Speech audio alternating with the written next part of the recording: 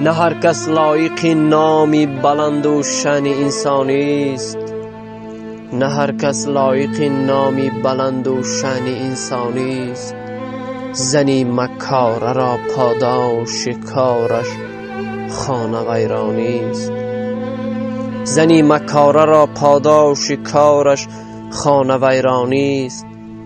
حدیثی زندگانی لفظی پاک و جامه پاک است، به ایمان زیستن از التفات فر یزدانی است، به ایمان زیستن از التفات فر یزدانی است. اگرچه بخیرد لافظ دانایی همی گوید، به حرفش سکته سکته هرزه از گفتار نادانی است.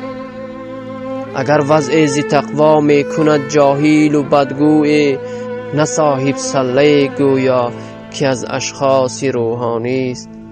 سخن گفتن ز بی عقلی کمال آدمیت نیست، زوال آدمی از کرده های غیر انسانی است.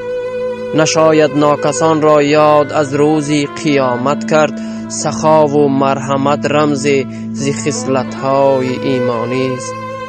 به مغز پوچ نبتوان هرزه علم و معانی گفت، که غرق کشتی خالی یقین دریای طوفانی است، که غرق کشتی خالی یقین دریای طوفانی است.